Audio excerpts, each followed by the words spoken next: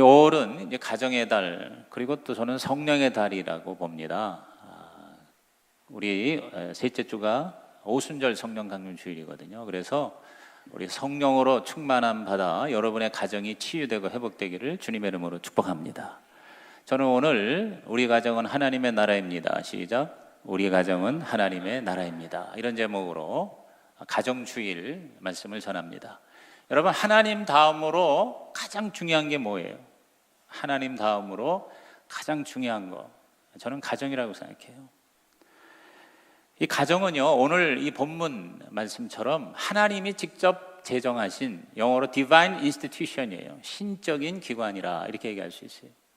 하나님이 직접 만드신 제도, 기관 혹은 시스템이 바로 뭐냐면 두 가지가 있어요. 가정과 교회. 시작. 가정과 교회. 가정과 교회. 가정은 바로 창세기 에덴 동산에서 시작했잖아요. 그렇죠? 교회는 사도행전 2장에 나오는 성령 오순절 강림의 사건이 바로 교회 시작이잖아요. 그래서 우리가 다른 데서 몰라도 가정과 교회에서만큼은 여러분 성공하시기를 주의 이름으로 축복합니다. 가정이 뭐길래 이렇게 중요하다 하나, 저는 오늘 가정의 본질을 한번 다시 되돌아보는 시간 됐으면 좋겠어요. 우선 첫째로 가정은 피난처입니다. 따라합시다. 피난처.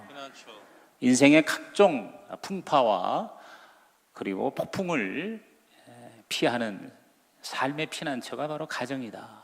우리 성경에 잠언서 14장 26절 시작. 여호와를 경외하는 자에게는 견고한 의뢰가 있나니 그 자녀들에게 피난처가 있으리라. 하나님이 만드신 가정, 또 특별히 하나님을 믿는 믿음의 가정은 바로 하나님의 피난처가 된다. 견고한 의뢰, 즉 강한 믿음이 생기고 자식들에게도 피난처가 된다. 이렇게 말씀했어요. 그렇죠. 오늘 얼마나 많은 폭풍우가, 풍랑이 우리 인생에 다가옵니까? 급변하는 시대에 살고 있어요.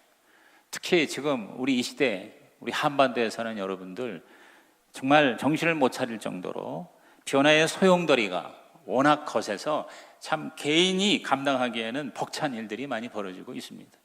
경제적으로, 문화적으로, 또 최근 들어서 정치적으로 질병이라든가 사고라든가 또는 재난, 실업, 파산 뭐 이런 것들의 이 위기가 다가올 때 이 가정이 피난처가 되지 않으면 우리 개인이 감당하기가 어렵죠. 그렇죠? 가정 자체가 해체가 되는 이런 변화의 시대에 우리가 살고 있습니다. 이른바 나홀로 세대, 그렇죠? 싱글 세대라고 그러죠. 여러분, 상상을 초월해요. 얼마나 빠른 속도로 가정이 형성이 안 돼. 그냥 혼자 살아, 혼자. 가장 최근에 통계를 보니까요, 2018년 1월에 나왔어요. 그러니까 올해 나온 통계니까 작년 말 현재 우리나라의 인구가 5,178명이거든요.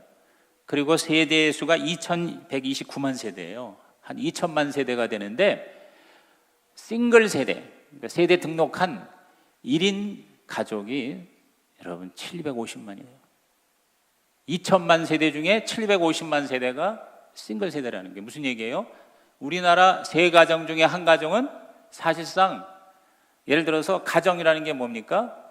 자, 부모와 자녀, 보통 이렇게 되잖아요.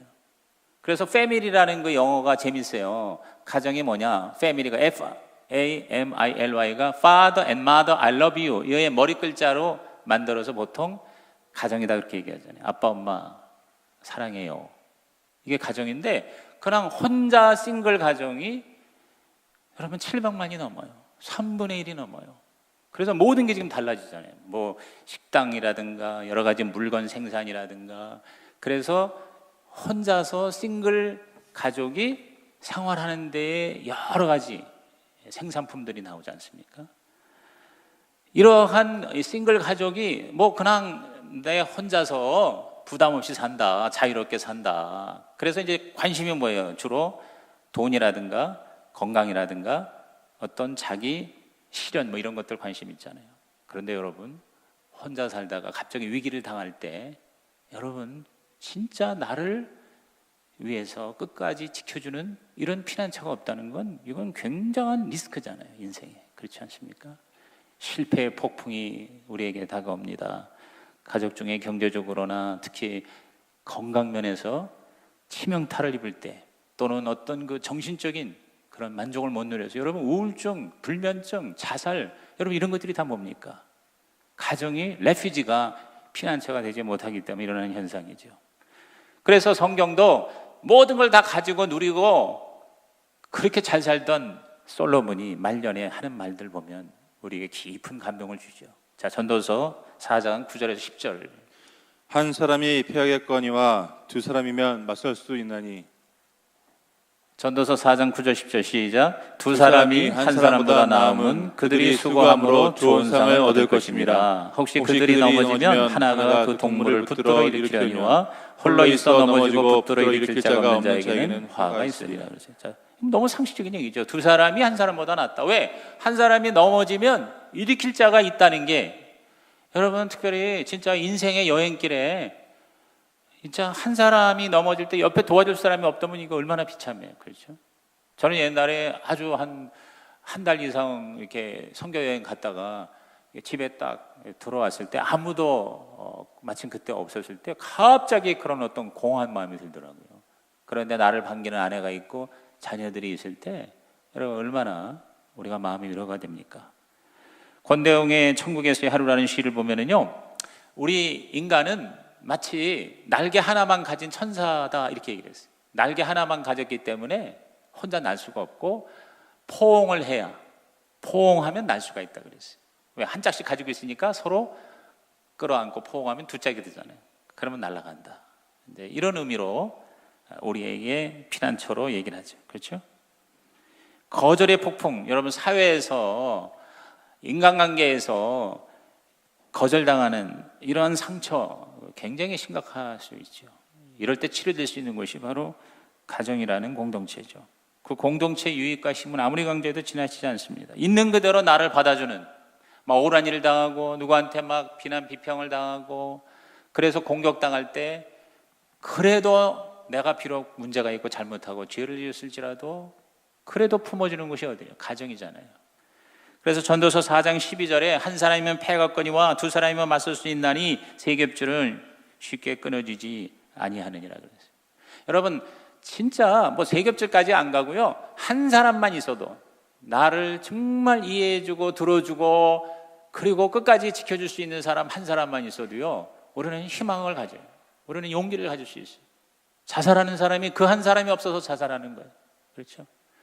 그러니까 가정이 있다는 거 이거 얼마나 감사한지 몰라요. 마음에 안 드는 또 참 지지고 볶고 싸우는 한이 있더라도 나와 함께 가족이 있다는 거 이거 감사해야 돼요.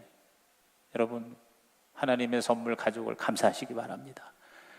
그래서 저는 여러분이 혹시 혼자 어쩔 수 없이 혼자 사는 사람에게 이 교회가 바로 그런 가족이 되고 목장이 바로 그런 가족 이상의 가족이 될 때 여러분에게 하나님의 피난처의 선물이 되기를 주의 이름으로 축복합니다.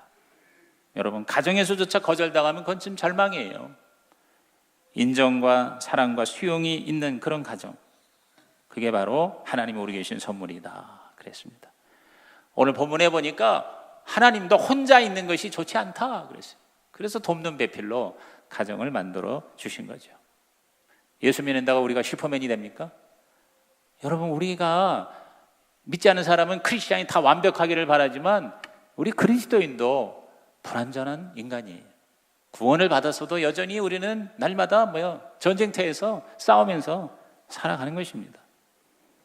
믿지 않는 사람들은 술집이라도 있어서 그곳에 가서 뭘 푼다고 하는데 여러분 예수 믿는 사람이 술집에 가서 뭘 스트레스를 풀 수 있습니까? 우리의 가정이, 우리 교회가, 우리 목장이 바로 나를 지켜주는 아름다운 동역자가 있고 동무가 있고 식구가 있는 은혜로운 하나님의 피난처가 되시기를 주의 이름으로 축복합니다. 두 번째, 가정은 배움터입니다. 따라합시다. 배움터. 가정은 가장 확실하게 배울 수 있는 효과적인 성장과 양육의 장인 것이죠. 여러분 우리 자녀들이 태어나자마자 첫 번째 배우는 게 말할 필요가 없죠. 가정이죠. 가정이에요. 사실 우리가 유치원 보내고 그리고 초중고 학교 대학 보내고 여러분 이거는요 인류 역사상 가장 최근에 100년 200년의 얘기예요. 옛날에는 그런 학교가 없었어요. 원래 이 공립학교 시스템은요 청교도들이 미국 가가지고 학교를 세우기 시작한 거예요. 근데 그 전에 학교가 뭐냐면 바로 교회 학교예요. 선데이 스쿨이. 그래서 교회 학교가 발전된 게 오늘 이른바 국가와 사회에서 마치 그 당연히 해야 되는 것처럼 의무 교육으로 강조하는 그런 교육들이 다 사실은 교회에서 나온 거예요. 그런데 그 교회에서 교육 이루기 전에 어디서 됐습니까? 가정이죠. 가정이 바로 최초의 교육 기관이라고 볼 수 있고, 여전히 지금도 가장 효과적인 교육과 양육은 가정에서 이루어진다. 3살 버릇 80까지 간다. 그런 얘기 아닙니까? 시편 144편 12절에 우리 그런 모습을 성경은 너무 많이 그리고 있습니다.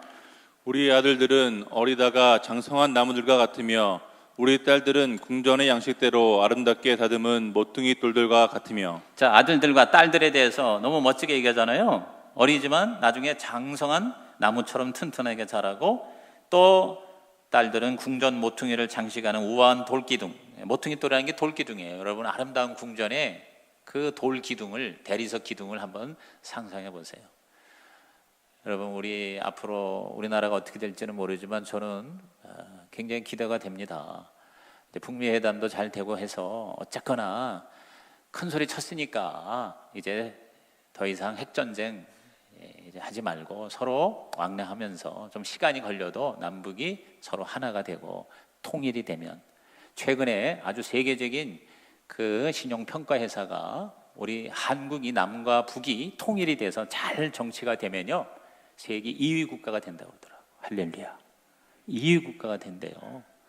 나는 그 기사를 읽고 괜히 마음에 들뜨더라고.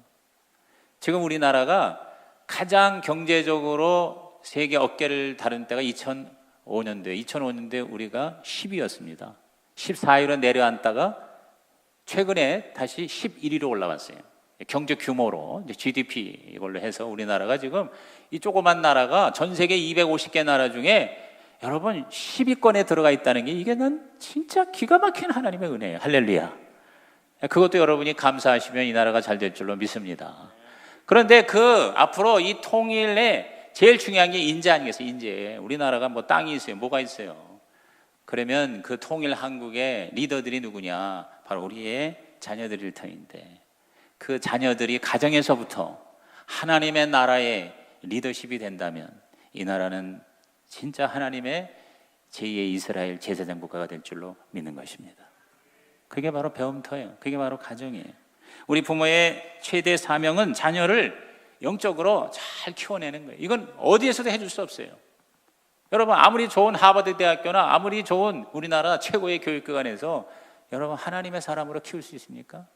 가정에서 키워야 돼요. 에베소 6장 4절에 사도 바울은 그래서 이렇게 얘기합니다. 또 아비들아, 너희 자녀를 노엽게 하지 말고 오직 주의 교훈과 훈계로 양육하라. 자녀를 노엽게 하지 말고 주의 교훈과 훈계로 양육하라 그랬어요.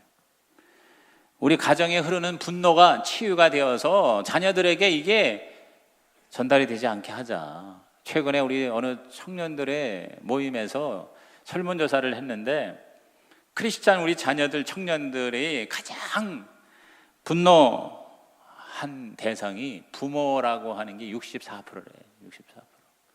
우리 믿는 자녀들에게 가장 고통스럽고 가장 힘들고 가장 열받게 하는 사람들이 누구냐? 자기 부모라는 거예요.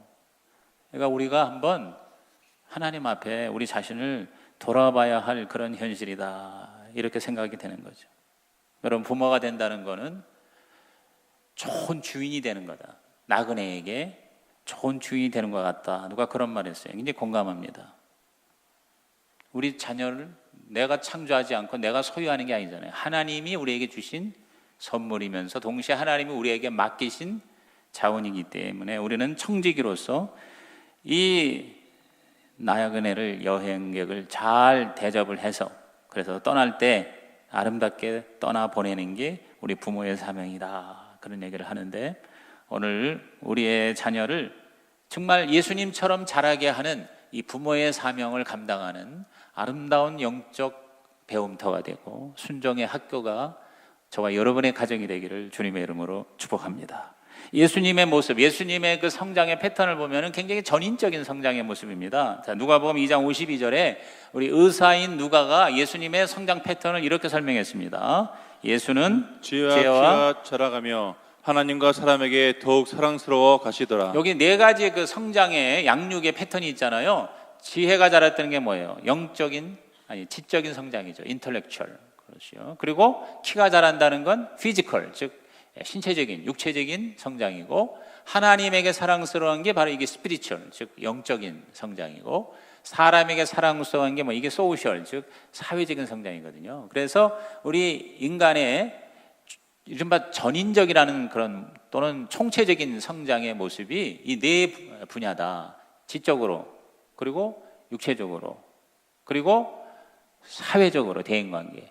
자, 세상에서 여기까지 얘기하잖아요. 지덕체 얘기하잖아요. 그런데 거기에 영이 들어가야 되는데 그게 하나님에게 사랑스러워 가는 우리의 자녀가 되기 위해서는 가정이죠.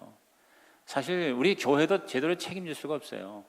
지금 우리나라에 교회가 5만 개 있는데 5만 개 교회 중에 거의 60% 이상이 주일학교가 없대요. 주일학교가.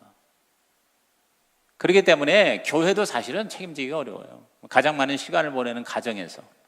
그래서 저는 지난주에도 제가 목장을 참관하면서 정말 하나님께 감사했어요.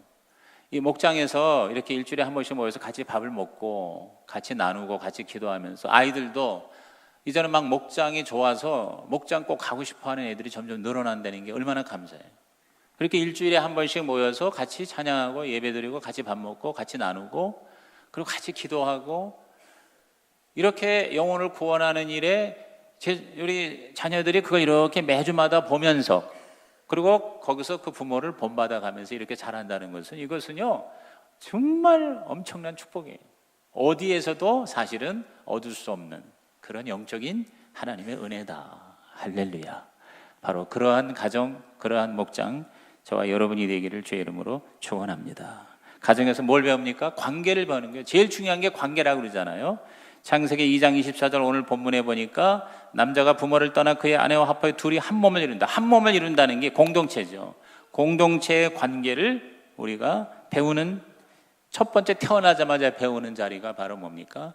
바로 우리의 가정이죠. 인품을 배우는 겁니다. 인격을 배우는 겁니다. 이걸 어디 가서 배우겠어요? 세상의 학교에서 학원에서는 지식만 배우잖아요. 그런데 정말 우리에게 가장 중요한 인간의 본성, 영적인 그런 신실함. 자, 이사야 38장 19절을 다 같이 시작. 오직 산자 곧 산자는 오늘 내가 하는 것과 같이 주께 감사하며 주의 신실을 아버지가 그의 자녀에게 알게 하리이다. 살아있는 자가 하나님을 찬양하면서 주님의 신실함을 우리 아버지가 자녀들에게 일러준다 그랬어요. 주의 신실함. 시작. 주의 신실함. 이 신실함이라는 단어, 영어로 integrity 혹은 faithfulness인데요. 이거는 우리 가정에서 특히 믿음의 부모를 통해서 배울 수 있는 최고의 신앙의 유산이잖아요. 그렇죠? 지금 죽어도 300년 이상 살아서 영향을 주는 리더가 있어요. 그분이 바로 벤자민 프랭클린이에요. 벤자민 프랭클린은 킹메이커죠. 사실 미국의 초대 대통령이 조지 워싱턴인데 그분은 군인이잖아요. 군인. 근데 진짜 미국을 건설한 사람이 누구냐면 벤자민 프랭클린이에요. 그래서 건국의 아버지라고 그러잖아요. 모든 그 헌법적인 파운데이션, 기초, 그 정신을 집대성한 사람이 벤자민 프랭클린이에요. 이분은 사실 독학을 한 사람이고 그 당시에 또 사실 학교도 없었지만은 그런데 정말 이 벤자민 프랭클린은 책도 많이 내고 신문도 발행하고 그리고 정치도 뒤에서 하면서 굉장히 신실한 인격을 가진 분으로 또 피레침도 발명했다고 그러잖아요. 그러니까 굉장히 머리가 스마트했던 것 같아요. 그런데 이분이 정말 훌륭한 스승이 둘이 있었는데 바로 집에 어머니였어요. 첫째가 어머니. 그래서 어머니가 매일 우리 이 프랭클린 또 자녀들에게 잠언서 22장 29절을 들려줬다고 그래요. 내가 자기 사업에 근실한 사람을 보았느냐? 이러한 사람은 왕 앞에 설 것이요 천한 자 앞에 서지 아니하리라. 근실한 사람이 될 거를 계속 축복했다는 거예요. 그 다음에 이 프랭클린에게 정말 그 근실함을 실천할 수 있도록 도와준 이가 바로 뭐냐면 그가 출석했던 교회의 담임 목사였던 마튼 목사였다고 그래요. 그래서 이 프랭클린은 어렸을 때부터 그 당시 이렇게 주일학교 나누고 이러지 않은 상황에서 부모와 함께 예배를 드릴 때 목사님의 설교를 열심히 노트를 했대요. 그리고 그걸 가지고 자기 삶에 적용을 소년 시절부터 했다고 그러더라고요.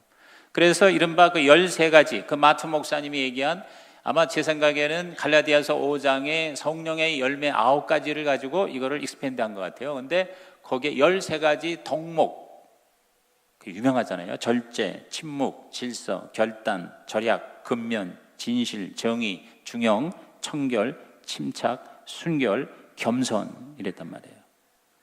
이런 13가지 덕목, 이거를 이 프랭클린이 어렸을 때부터 자기 마음에 심고, 이거를 일주일에 한 가지, 예를 들어서 이번 주는 겸손의 주간이다 그러면 자기가 그 겸손한 삶이 되기 위해서 일기를 써가면서 철저하게 체크를 하는 거예요.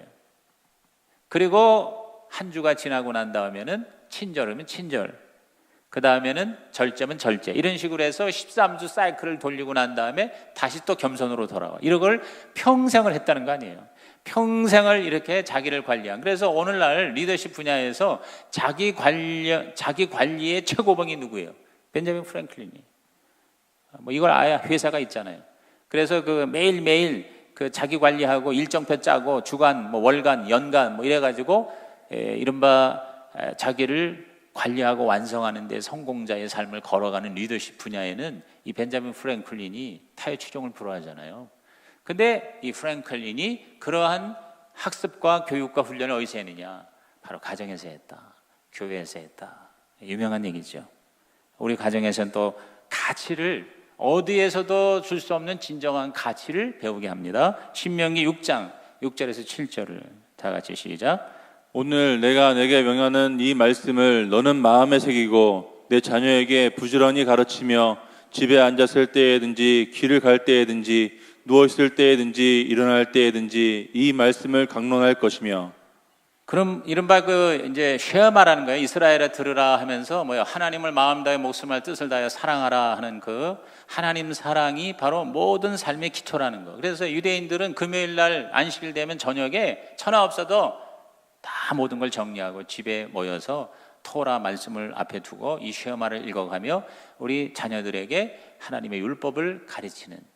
그래서 이러한 최고의 가치, 하나님을 사랑하고 하나님을 경외하는 것이 인생의 최고의 근본 목적이고 가치다. 이거를 뭐예요? 끊임없이 심어주기 때문에 나라가 없어도 2000년 동안 유대인들은 그 신앙과 자신의 민족성을 지켰고, 그래서 오늘날 전 세계를 사실상 지배하는 민족이 될 수가 있었던 게 뭐냐? 바로 가정에서의 배움터의 은혜였다는 것이죠. 오늘 우리 자녀들이 부모가 하나님을 경외하고 아침마다 새벽기도 혹은 경건의 시간을 갖고 주일을 성수하며 십계명을 지키며 그리고 수입의 10의 1조를 하나님께 드리는 것을 꾸준히 어렸을 때부터 지켜보면서 그러한 것이 바로 우리의 자녀들의 삶의 근본이 될 때 하나님은 우리 자녀를 우리보다 훨씬 더 잘 살게 하고 하나님께 영광 돌리는 멋진 인생으로 복내려 주실 줄로 믿는 것입니다. 그 다음에 우리 가정은 세 번째 안식처. 시작. 안식처라는 거죠. 자, 첫째가 피난처죠. 그렇죠? 두 번째가 뭐예요? 배움터였어요. 근데 세 번째 뭐냐? 안식처다. 가정이란 바로 하나님이 우리에게 휴식과 놀이와 기쁨과 재미를 가지게 하는 그런 안식처로 허락하신 선물이다. 휴식과 놀이는요, 하나님이 창조하신 하나님의 은혜죠. 일만 하고 휴식을 모르는 사람, 혹은 놀기만 하고 일할 줄 모르는 사람, 개미도 배짱이도 사실은 다 안 좋은 거죠. 그렇죠? 일할 때 일하고 휴식할 때 휴식하고 놀 때 놀라. 이게 사실은 성경의 근본적인 가르침입니다. 마가복음 6장 31절에 예수님께서 따로 한적한 곳에 와서 잠깐 쉬어라 제자들과 함께 휴식을 취했어요. 또 우리 유명한 말씀이죠. 수고하고 무거운 짐진 자들아 다 내게로 오라 내가 너희를 쉬게 하리라. 또 안식일을 제정하시고, 이런 모든 것들은 다 뭐냐면 바로 하나님께서 우리에게 쉼이 필요하다. 최근에 우리 저녁이 있는 삶이니 하는 이런 캠페인은 참 저는 앞으로 굉장히 희망적이라고 생각을 해요. 처음에 좀 힘들지만 예를 들어서 주 52주 52시간 이 근무 시간을 초과하지 않게 하는 걸 이제 법적으로 이렇게 딱 정해놨잖아요. 그래서 좀 이렇게 좀 저녁이 가족과 함께 할 수 있는 그러한 우리나라의 모습, 그런 라이프 스타일이 되는 거 저는 굉장히 앞으로 좋은 징조라고 보고, 특별히 우리 가정교회를 하는 입장에서는 이것은 굉장히 좋은 징조라 이렇게 생각을 합니다. 제가 오늘 아침에 읽고 온 기사에 의하면은 우리나라가 OECD 국가 중에서 가장 야근을 많이 하는 나라라고 하더라고요. 그러니까 일은 가장 많이 하는데, 그런데 생산성, 이른바 시간당 생산성, 노동 생산성은 가장 밑에 있대요. OECD 평균의 절반밖에 안 된대요. 우리하고 GDP가 비슷한 스페인의 우리가 절반밖에 안 된대요. 최고 생산성이 높은 나라가 아일랜드, 그리고 뭐 독일 이런 나라들은. 그러니까 그런 나라에 우리는 3분의 1도 안 돼요. 예를 들어서 1시간에 100을 우리가 생산을 한다 할 경우에 그런 나라는 300, 200을 한다 그 말이지. 그래서 그 가장 생산성이 낮은 이유 중에 하나가 너무 야근을 많이 시키는 그러한 이유 때문이기도 하다, 뭐 이런 얘기가 있더라고요. 그래서 우리나라가 앞으로 더 좋은 나라가 되려면 일할 때는 아주 집중적으로 일하고 쉬는 시간이나 놀이하는 시간을 많이 가져서, 그래서 가정이 또 그런 면에서 회복이 되는 그런 하나님의 은혜가 임하게 될 줄로 믿는 것입니다. 성경은 우리가 기뻐하고 즐거워하고 행복하게 사는 것을 심히 원하신다. 빌립보서 4장 4절에 주 안에서 항상 기뻐하라. 항상 기뻐하라.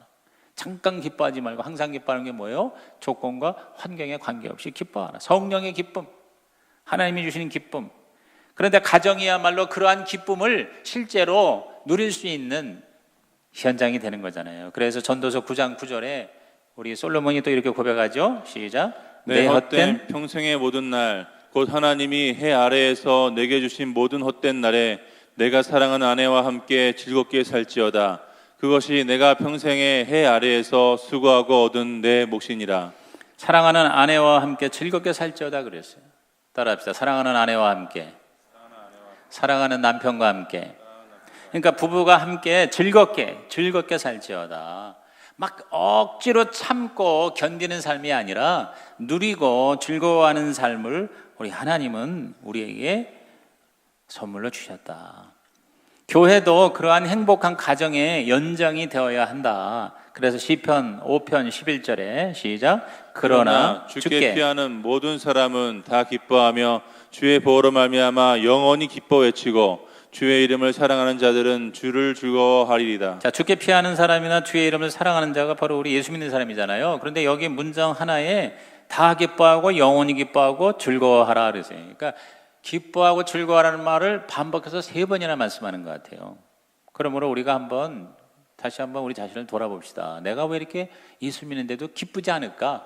왜 이렇게 짜증이 많고, 왜 이렇게 우울하고, 왜 이렇게 즐거움이 없을까? 우리 한번 자기를 돌아보고요. 하나님과의 관계가 회복되고 가정에서 우리 자녀들의 또 부부의 부모 자식 간의 아름다운 관계 회복의 역사가 있기를 주님의 이름으로 축복합니다. 하나님 우리에게 주시는 기쁨의 선물과 은혜가 넘치기를 주의 이름으로 축원합니다. 그래서 우리가 자녀를 볼 때는 본능적으로 하나님 우리에게 기쁨을 주시는 거죠. 아까 그 싱글 세대가 정말 자기 혼자 기쁘고 즐겁게 잘 살겠다고, 그리고 결혼도 안 하고 자식도 안 낳고 하는데 사실은 그렇다고 정말 행복하냐? 그렇지 않다는 거예요. 힘들고 어렵고 문제가 있더라도 결혼을 하고 또 자녀를 낳고 키워가며 이런 삶이 뭐예요? 하나님이 주시는 기쁨과 행복의 원천이 된다. 동의하시면 아멘 하시기 바랍니다. 그래서 시편 127편에 그러한 가정의 모습 3절 5절입니다. 시작. 보라, 자식들은 여호와의 기업이요 태의 열매는 그의 상급이로다. 젊은 자의 자식은 장사의 수중의 화살 같으니 이것이 그의 화살통에 가득한 자는 복되도다. 그들이 성문에서 그들의 원수와 담판할새 추세를 당하지 아니하리로다. 자식은 여호와의 기업이다. 이제 기업이라는 말하면은 조금 우리가 이렇게 세상에 있는 무슨 회사, 기업 이런 걸로 자꾸 연상이 되기가 쉬운데, 여러분이 성경에 나오는 여호와의 기업하는 건 뭐냐면 선물이다. 그렇게 생각하면 돼요. 선물이에요. 그러니까 자식은 하나님이 우리에게 주신 선물이다. 그 선물이 우리에게 기쁨을 준다. 반드시 보상을 한다. 이렇게 성경은 우리에게 약속하고 계십니다. 그러므로 오늘 저와 여러분이 가정을 이루고 또 서로 섬기고 또 자녀들을 양육하고 하는 일이 고되고 힘들고 어렵더라도 기가 막힌 하나님의 기쁨과 즐거움과 보상이 임하는 가정이 되기를 주님의 이름으로 축원합니다. 마지막 네 번째, 우리 가정은 사역지라는 거예요. 따라합시다. 사역지. 사역지. 사역지. 사역지. 사역지라는 게 뭐냐? 바로 주님 위해서 우리가 일하는 자리가 바로 가정이 될 수 있다. 우리가 예수님을 닮아간다는 것은 예수님이 하나님의 나라를 위해서 일했잖아요. 그걸 우리가 또 그대로 따라가는 거거든요. 우리 신앙생활이. 그런데 바로 가정이 그러한 하나님의 사역지다. 초대교회는 바로 가정교회였다. 이거 제가 벌써 2년째 얘기를 합니다. 자, 사도행전 2장 46절입니다. 시작. 날마다 마음을 같이하여 성전에 모이기를 힘쓰고 집에서 떡을 떼며 기쁨과 순전한 마음으로 음식을 먹고. 자, 성전에 모이고 집에서 음식을 먹었다. 이게 이제 초대교회의 모습이다. 이게 바로 교회의 모습이다. 그러니까 우리가 주일날 이렇게 연합 예배 들어와서 성전에서 모이고, 그리고 주중에 우리 가정에서 집에서 같이 먹고 같이 나누고 같이 기도한다. 이게 바로 교회다. 그래서 고린도전서 16장 15절에도 스데바나의 집은 이렇게 얘기했거든요. 그러니까 로마서, 고린도서 사도 바울의 서신을 읽으면요, 다 뭐냐면 가정이 바로 예배의 자리고 기도의 자리고 나눔의 자리고, 그리고 서로 섬기고 또 서로를 도와주고 복음을 전하는 사역의 자리였구나 하는 것을 우리에게 명백하게 얘기하고 있죠. 자, 사도행전 16장 34절에도요. 시작. 그들을 데리고 자기 집에 올라가서 음식을 차려주고 그와 온 집안이 하나님을 믿음으로 크게 기뻐하니. 이게 이제 그 감옥에 갇혔다가 기적적으로 나와서 그 간수가 예수 믿고 구원받은 자기 집에 우리 사도 바울을 초청했을 때 주 예수를 믿으라 그리하면 너와 내 집에 구원을 얻으리라, 이 말씀에 아멘하고 순종해서 자기 집을 오픈해서 바로 그 간수의 집이 교회가 된 거예요. 그래서 여기 보면 같이 음식을 차리고 하나님을 믿고 크게 기뻐했다. 그런 면에서 앞으로 우리 이 가정교회, 특히 이 목장이 우리의 가정 그것의 사역지의 현장으로 우리가 경험할 수 있는 아름다운 그러한 통로가 될 수 있을 것이라고 봅니다. 로마서 12장 13절에 성도들의 쓸 것을 공급하며 손 대접하기를 힘쓰라. 그러니까 우리 신앙생활에서 주의를 하라고 할 때 이것이 실제로 가능하려면 주일날 와가지고 예배드리고 설교 듣고만 가서는 이게 불가능하잖아요. 그렇잖아요. 성도들의 쓸 것을 공급하고 또 손을 대접하는 거, 힘쓰는 거, 이것이 불가능합니다. 그런데 하나님의 가정을 통해서 하나님의 나라를 세우기를 원하십니다. 우리 사도행전 16장 31절 마지막으로 시작. 이르되 주 예수를 믿으라. 그리하면 너와 내 집이 구원을 받으리라. 그랬어요. 너와 내 집이 구원을 받으리라. 예수 믿으면 우리 개인뿐만 아니라 가정이 구원받는다, 행복해진다, 하나님의 나라가 된다. 오늘 얘기한 이 네 가지, 피난처가 되고 배움터가 되고 안식처가 되고 그리고 사역지가 되기를 주의 이름으로 축복합니다. 그 유명한 얘기예요. 테레사 수녀가 노벨 평화상을 받은 날에 기자가 물었답니다. 세계 평화를 위해서 가장 긴급한 일이 무엇이라고 생각합니까? 테레사 수녀가 그 기자에게 말하기를, 기자 선생님, 빨리 집에 가셔서 가족을 사랑하는 거, 그것이 세계 평화를 위해서 가장 긴급한 일입니다. 그랬다는 거 아닙니까? 미국 네브라스카 주립대학의 스티네트 박사가 현대 미국 가정의 가장 건강한 모습을 6가지를 얘기하는데요. 이 6가지가 바로 여러분의 가정이 되고 목장이 되기를 주의 이름으로 축복합니다. 간단하게 얘기할게요. 첫째가 감사가 appreciation, 즉 정말 그 감사하고 고맙게 생각하는 이런 데가 바로 건강한 가정이다. 두 번째가 커미트먼트, 헌신이에요. 헌신, 섬기고 헌신하는 거. 세 번째가 커뮤니케이션, 즉 소통하고 대화하고 교통하는 것이다. 네 번째가 time together, 함께 시간을 갖는 것. 어쨌든 같이 시간을 같이 갖고 같이 먹고 같이 그냥 있는 거, 나누는 거. 그리고 다섯 번째가 spiritual wellness, 그래서 정신적인 건강, 그랬어요. 영적인 건강이라고 그랬어요. 그리고 마지막 여섯 번째가 coping ability, 즉 극복하는 능력. 그러니까 어떤 위기가 다가왔을 때 그것을 같이 힘을 합해서 극복해 나가는 이런 능력이 있는 가정이 건강한 가정이다. 제가 이걸 보니까 오늘 제가 설계한 내용을 그대로 담고 있는 것 같고, 그리고 지금 우리가 이루려고 하는 가정교회, 목장의 모습이 바로 이런 모습이 아니겠나. 오늘 바로 우리의 가정과 목장이 이러한 하나님의 나라가 되기를 주님의 이름으로 축복합니다. 기도하시겠습니다. 하나님 아버지, 오늘 2부 예배자들의 가정마다 하나님의 나라가 되게 하여 주옵소서. 목장마다 하나님의 나라가 되게 하여 주옵소서. 예수님의 이름으로 축복하며 기도하옵나이다. 아멘.